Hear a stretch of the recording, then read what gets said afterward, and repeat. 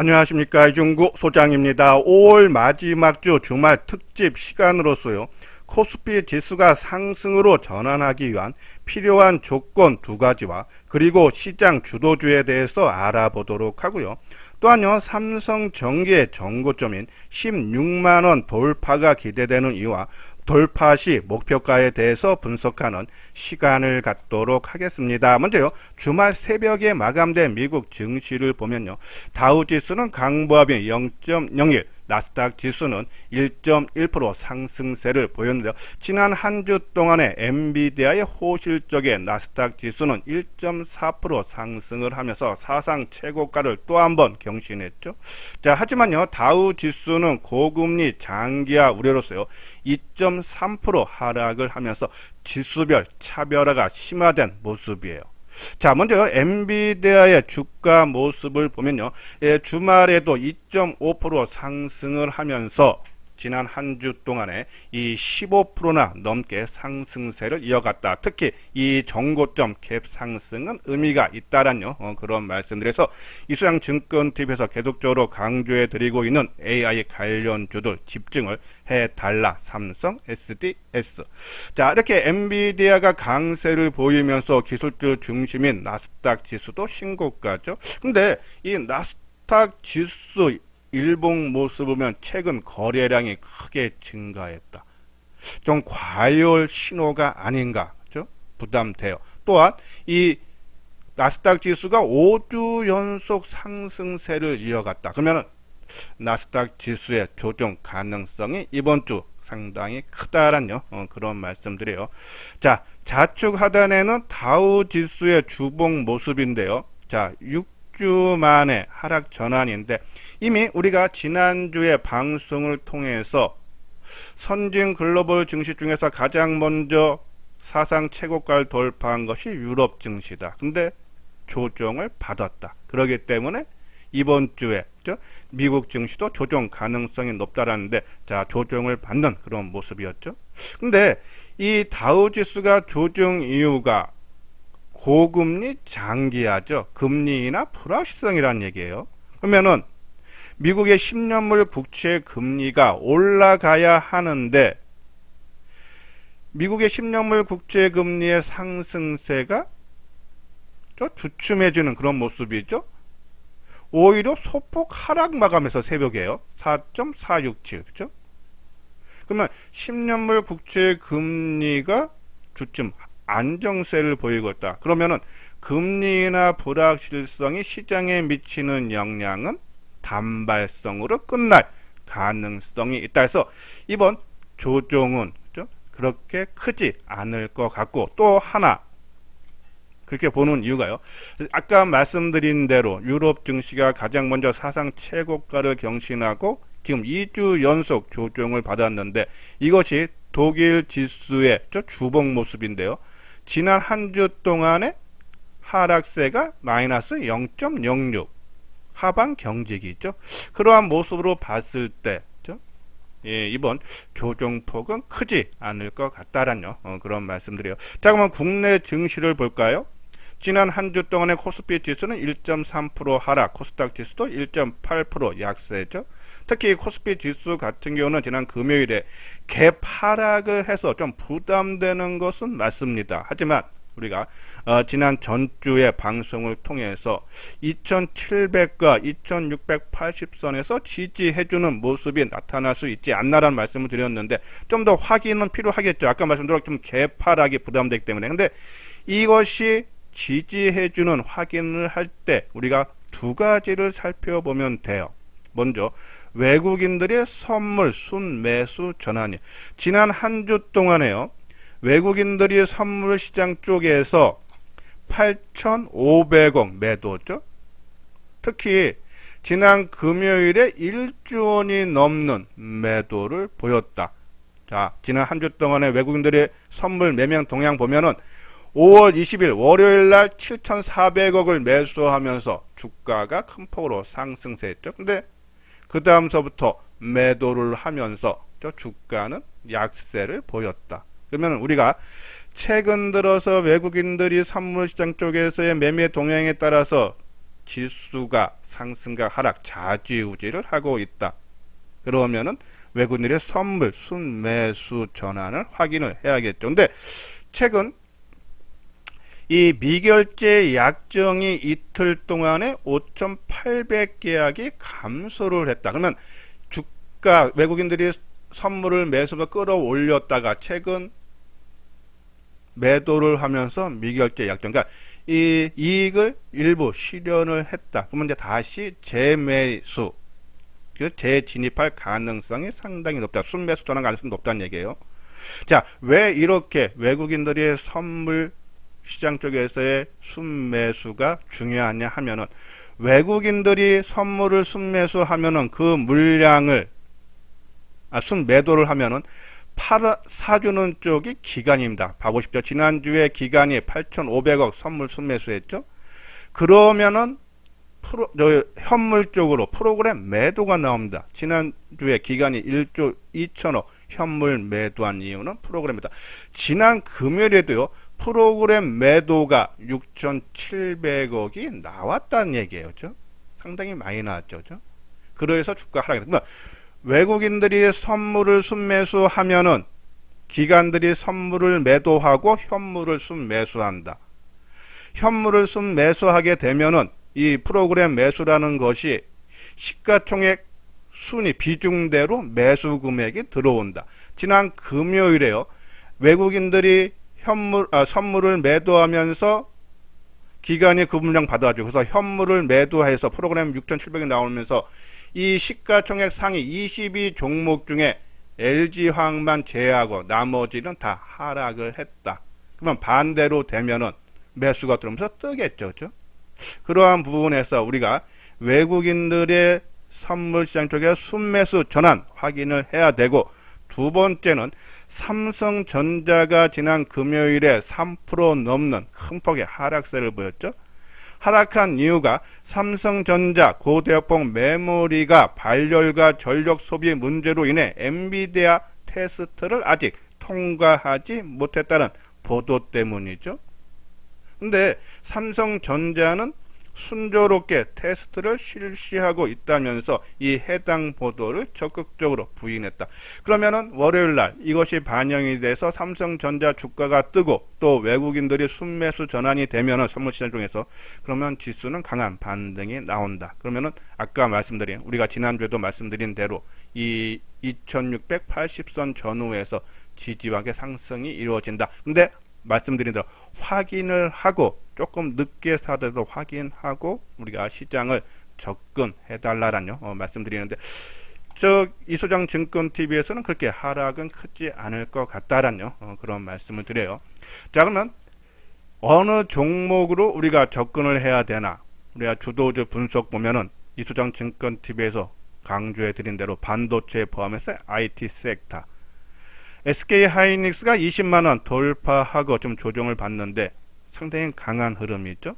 반도체 아직 살아있다라고 보시면 되고, 그리고 저 PBR주 좀 자동차 지난주에 현대차 강한 흐름 나왔죠. 금융주도 연중 고점 부근에 있죠. 강한 흐름 이어진다. 물론 지금 저 PBR주에서 지주사 공기업들은 좀 지지부진하지만은 상승 종목이 확산될 가능성이 아주 높다라는 그런 말씀드리고, 자, 바이오는 고금리 장기화 우려로 성장주라는 맥락에 포함되기 때문에 지지부진이죠. 카카오도 플랫폼도 마찬가지고, 그러면은 바이오라든지 플랫폼이라든지 이러한 종목들은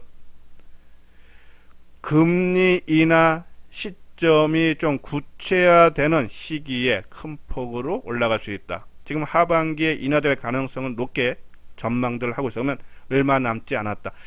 인하되는 구체적인 시점이지, 그것이 인하 시점이 아니기 때문에 미리 그런 시점 신호가 나오면 상승한다 해서 저는 계속적으로 보유 관망을 해달라는 그런 말씀을 드려요. 자, 그리고 우리가 기타 뉴스 특징주에서 계속적으로 소개해드리는 이 주도주들, 지난주는 원전, 음식료, 우리가 뉴스 특징주로 정보를 보내드렸죠. 자, 원전 우리가 뉴스 특징주에 나온 거 보면은 AI발 전력 수요 대응, 소형 모듈 원전 포함 4, 6기 신축, 그죠? 가능성, 그죠?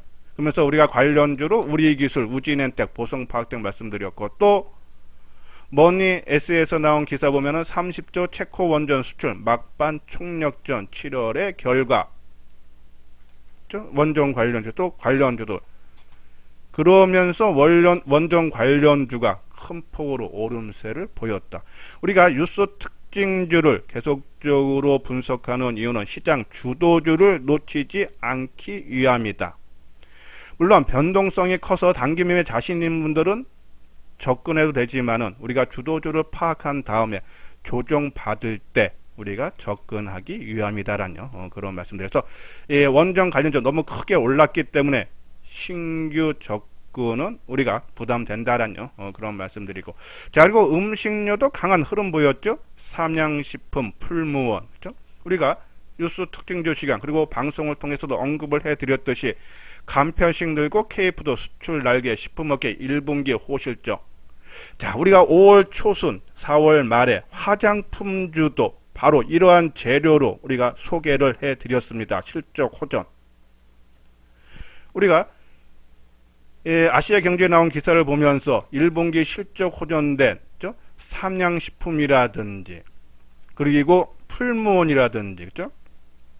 뭐 이 대상이라든지 주가가 실적이 크게 좋아지는 종목 순대로 주가가 크게 움직이고 있다라는 말씀을 드렸는데, 방송을 통해서 언급해 드렸는데, 자 보시면은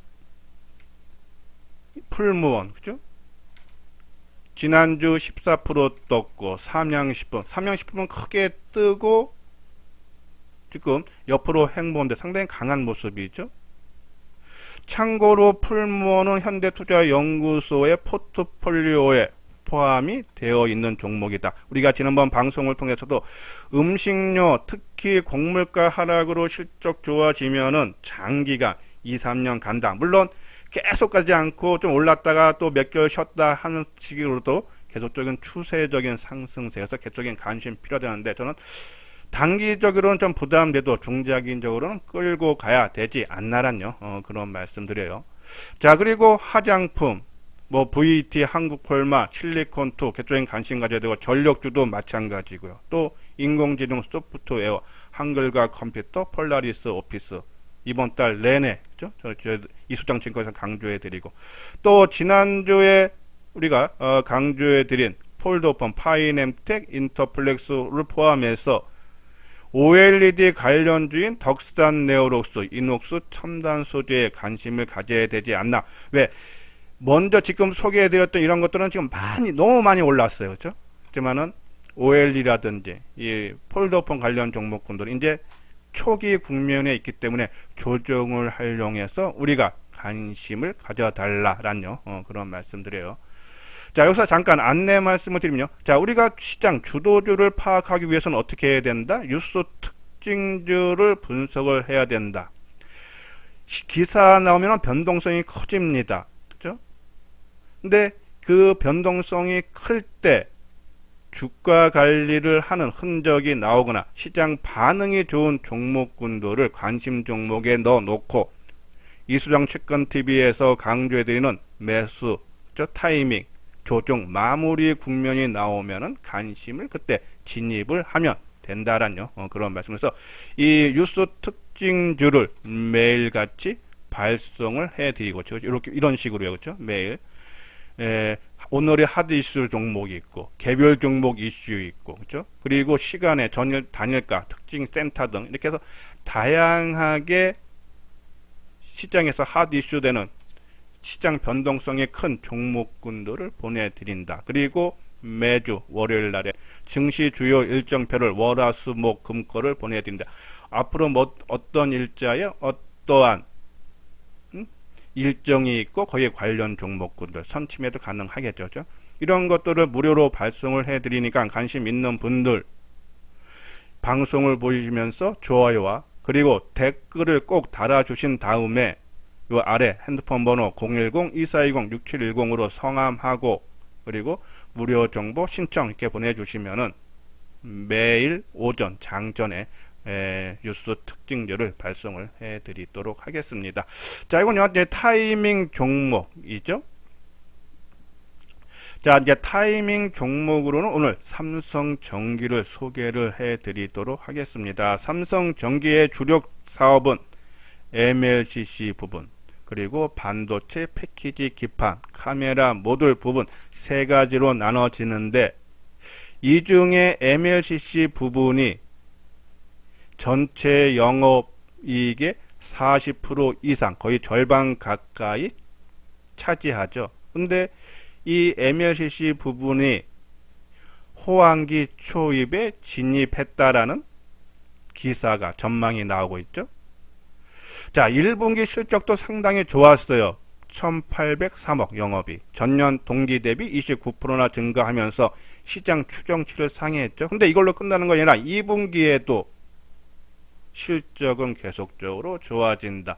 2분기 지금 전망치들 보면 2100억 전후에 조금 낮은 데가 2000억 후반대, 많은 데가 2100억 중반대, 이렇게 보고 있죠. 상당히 실적 성장이 된다. MLCC 부분이 사업이 좋아지고 있기 때문에. 자, 최근에 보면요, 이 글로벌 전자업체들이 최근 잇따라 AI PC 제품을 출시를 하고 있다. 그렇기 때문에 이 고성능 서버가 탑재됨에 따라서요, 함께 추가되는 적층 세라믹 콘덴서와 그리고 이 반도체 패키지 기판 부품에 대한 수요 증가로 수혜가 기대가 된다라는 그런 내용이죠.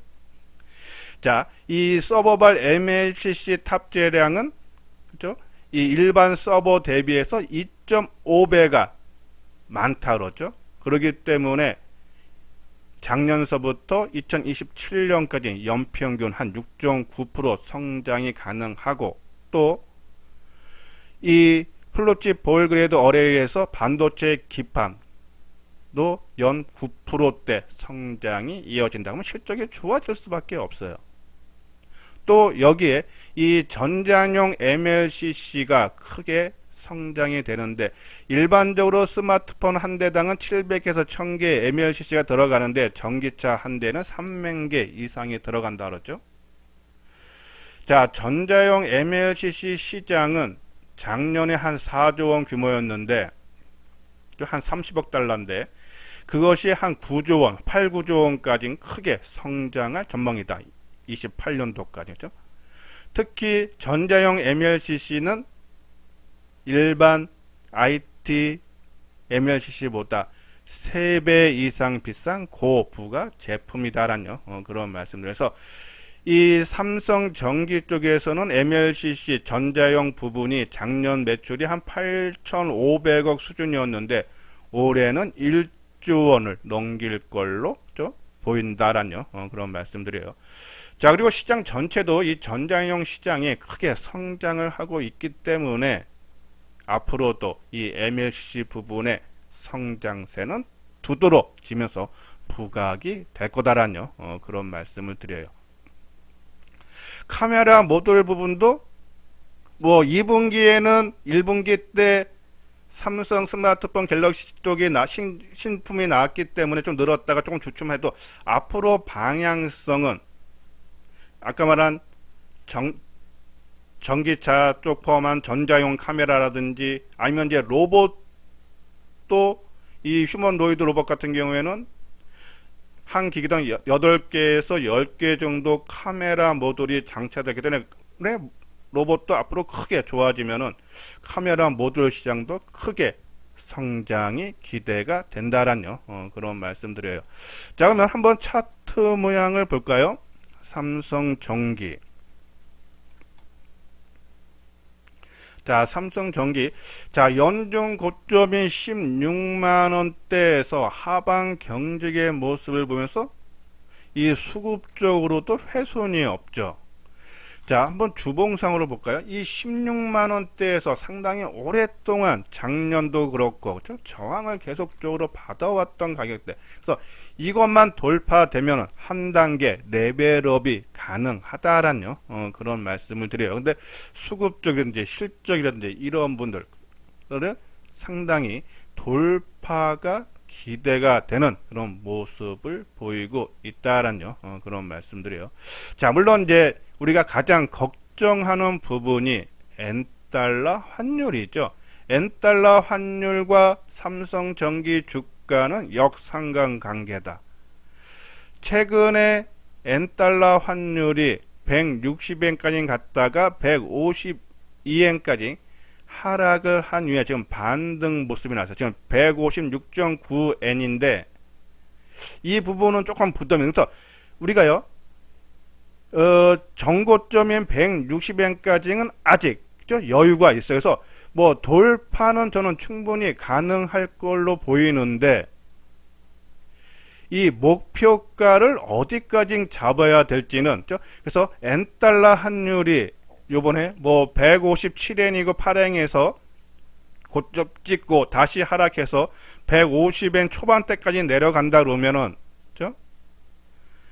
이 한 20만원대까지도 가능해 보이고요. 만약에 N달러 환율이 계속적으로 157엔도 돌파되고 158엔도 돌파되고 한다 그러면 상승세를 이어간다 그러면은 저는 한 18만원 조금 못 미쳐서 좀 조정을 저항이 나오지 않을까라는 그런 말씀. 그래서 일단은 16만원 돌파 지금 흐름으로 봤을 때 상당히 강한 힘이 나오고 있기 때문에요. 돌파 가능한데 추가적인 목표가는 N달러 환율 보면서 18만원 전후가에서 끝날지 아니면 20만원까지 갈지는 우리가 이 N달러 환율을 지켜보면서 대응을 해달라는 그런 말씀드리고 그리고 만약에 N달러 환율이 상승해서 여기서 한번 좀 꺾인다 해도 저는 굳이 좀 중장기적인 관점으로